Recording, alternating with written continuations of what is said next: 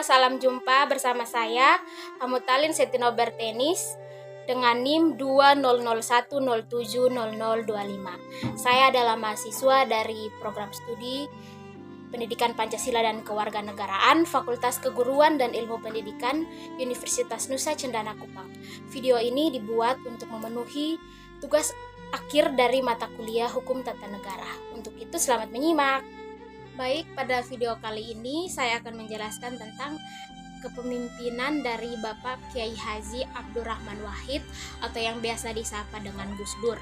Beliau adalah Presiden RI keempat dan beliau menjabat dari tahun 1999 hingga tahun 2021. Pertama-tama kita akan membahas mengenai biodata dari beliau, dari Bapak Gus Dur. Nama lengkap dari Bapak Gus Dur ialah Abdurrahman Wahid. Beliau lahir di Den Anyar, Jombang pada 7 September 1940. Beliau beragama Islam dan beliau mempunyai istri yang bernama Ibu Sinta Nuriyah. Bapak Gus Dur wafat pada Jakarta 30 Desember 2009. Pendidikan yang dienyam oleh Bapak Gus Dur ialah pada tahun 1957 sampai 1959 beliau mengenyam pendidikan di pesantren Tegal Rejo, Magelang, Jawa Tengah. Yang berikut pada tahun 1959 sampai 1963 beliau mengenyam pendidikan di pesantren Tambak Beras, Jombang, Jawa Timur. Yang ketiga ialah pada tahun 1964 sampai 1966 beliau mengenyam pendidikan di Al-Azhar University, Kairo, Mesir di Fakultas Syariah. Yang terakhir pada tahun 1966 hingga 1970 beliau mengenyam pendidikan di Universitas Baghdad, Irak pada Fakultas Adab jurusan Sastra Arab. Selanjutnya saya akan membahas atau menjelaskan tentang hal menarik dari kepemimpinan Bapak Gus Dur. Di sini saya mencatat ada 4 hal menarik dari kepemimpinan Bapak Gus Dur.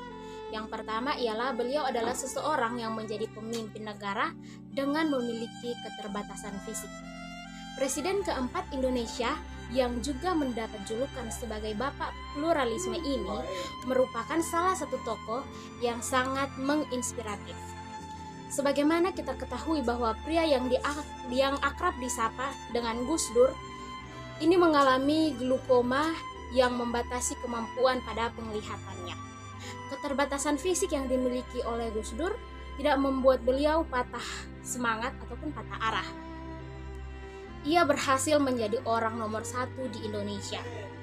Bahkan salah satu jasa beliau yang dikenal oleh masyarakat Indonesia adalah ketika beliau mengakui agama Konghucu dan mengizinkan perayaan Hari Raya Imlek bagi masyarakat Indonesia keturunan Tionghoa. Hal yang kedua yang saya catat di sini adalah presiden yang bisa berbicara 6 bahasa asing. Baik, Abdurrahman Wahid atau yang biasa disapa Gus Dur pada masa mudanya sempat mengenyam pendidikan di University Al-Azhar, Kairo, Mesir.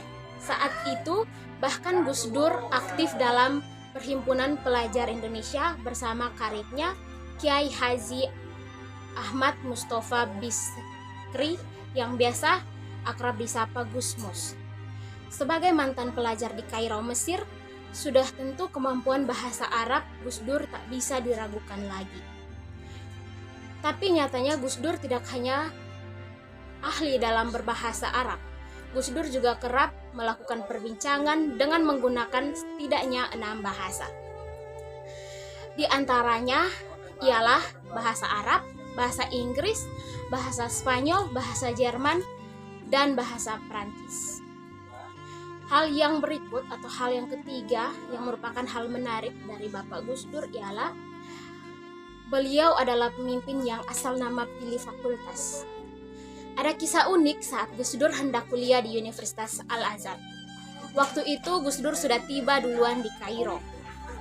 Kemudian menyusul Kiai Haji Mustafa Bisri yang juga hendak kuliah di Al-Azhar setelah mendapat beasiswa dari Departemen Agama. Saat sudah di Kairo, Gus Dur bingung hendak masuk fakultas apa. Dia pun bertanya pada Gus Mus, karibnya ini hendak masuk fakultas apa. Gus Mus menjawab hendak masuk fakultas yang baru saja dibuka. Spontan Gus Dur menjawab akan masuk juga ke fakultas bersama dengan karibnya yaitu Gus Mus.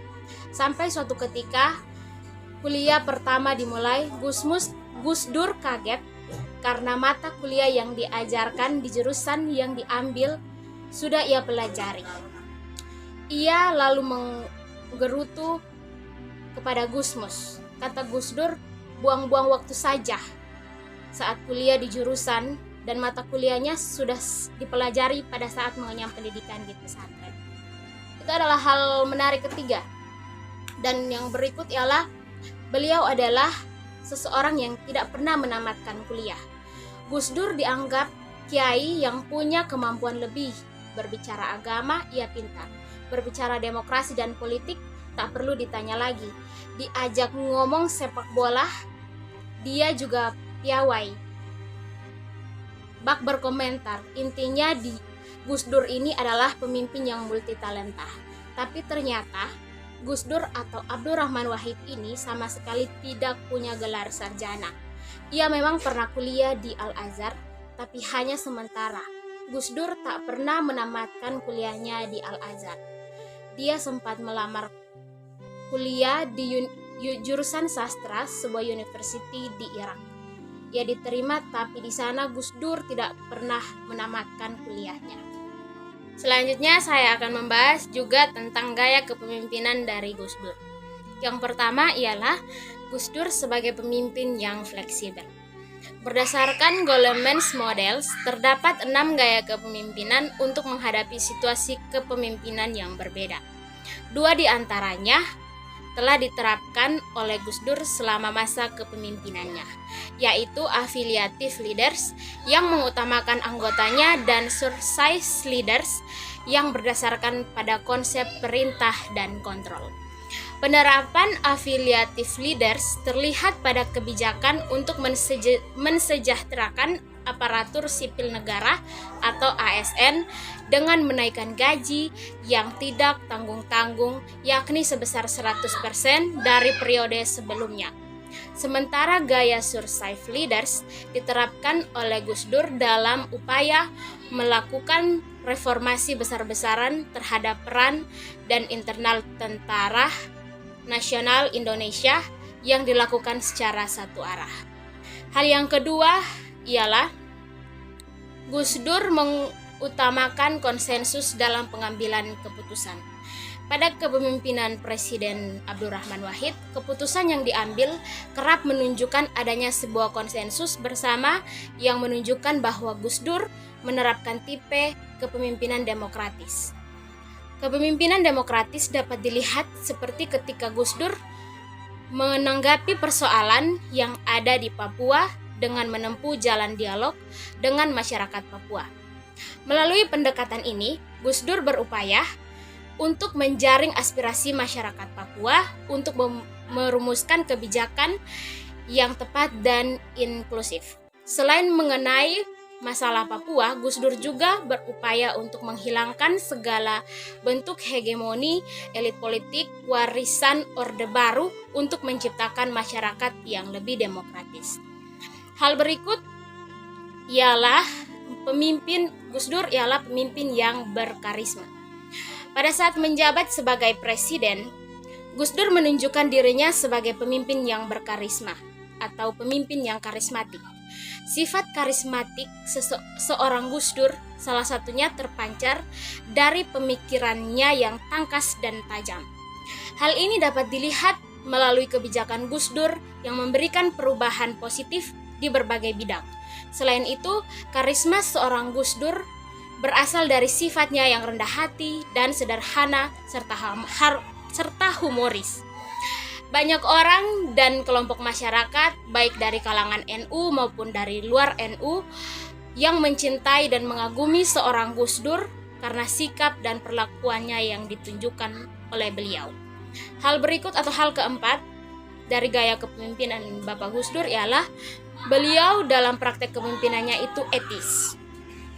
Bagi Gus Dur, penerapan etika yang baik bukanlah suatu hal yang muncul ketika ia menjadi seorang presiden, melainkan telah melekat ke dalam kepribadiannya sejak dulu.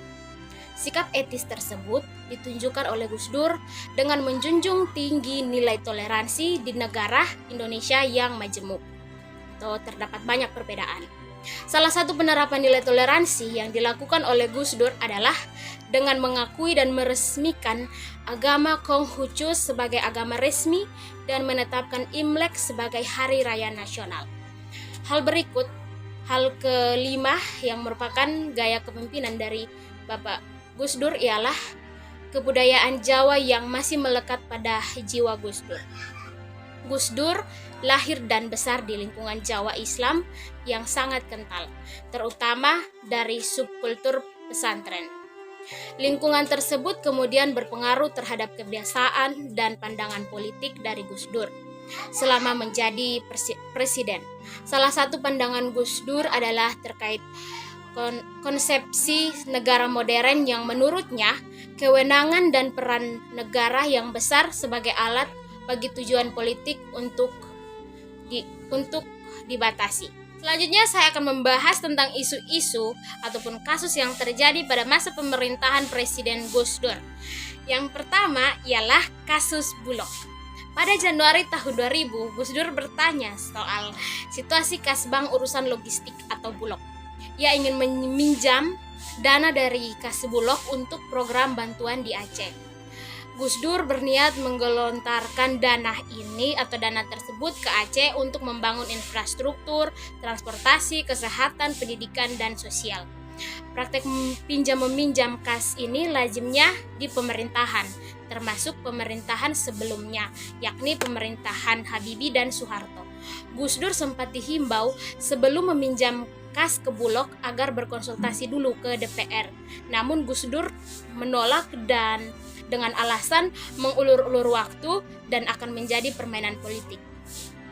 Kemudian pada Mei tahun 2000, Gus Dur mendapat kabar bahwa ada USD 4 juta menghilang dari kas Bulog. Uang ini ternyata diambil oleh Suwando, mantan tukang pijit dari Soeharto dan Gus Dur. Suwando ketika itu mengaku ke Bulog bahwa beliau adalah utusan dari Presiden Gus Dur untuk meminta uang tersebut. Nah, kasus ini juga sempat masuk ke Kejaksaan Agung, tapi Gus Dur dinyatakan tidak terlibat.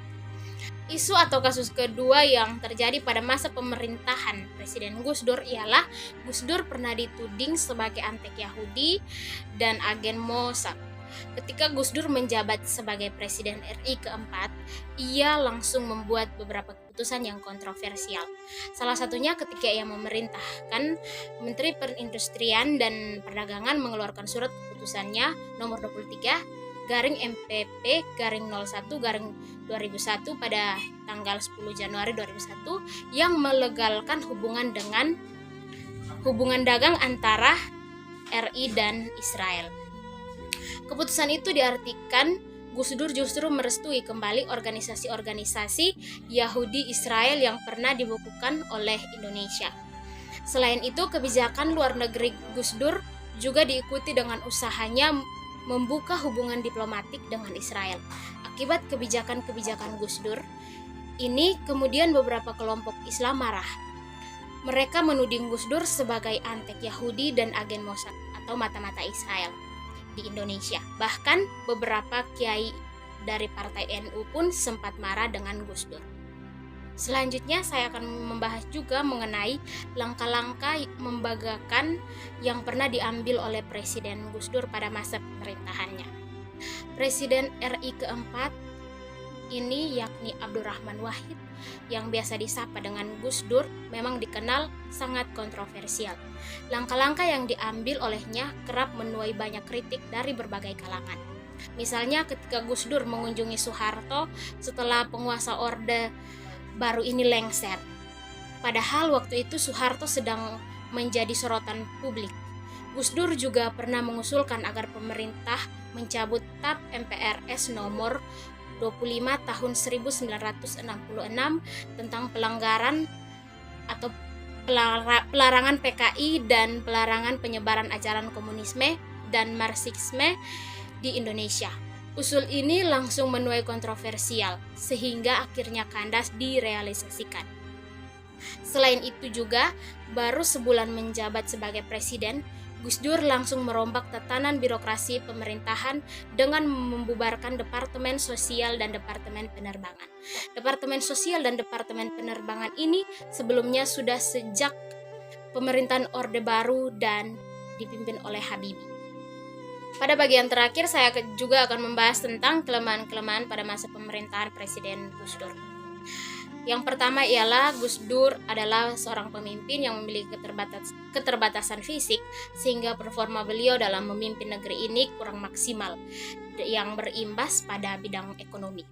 Yang kedua ialah beliau sering melakukan perjalanan luar negeri sehingga dianggap menghamburkan dana APBN.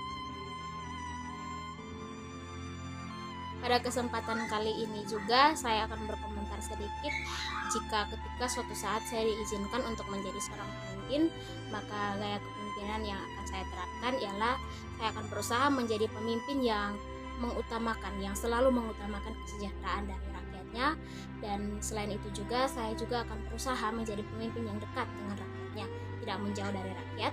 Dan selain itu saya juga akan berusaha untuk menjadi pemimpin yang harus tetap bersikap adil dan tegas kepada seluruh masyarakatnya tanpa terkecuali. Dan yang paling utama ialah jika saya menjadi seorang pemimpin, suatu saat saya akan menjadi seorang pemimpin, saya akan menjadi pemimpin yang bertakwa kepada Tuhan Yang Maha Esa. Sekian video penjelasan singkat dari saya, semoga bermanfaat dan salam sehat untuk kita.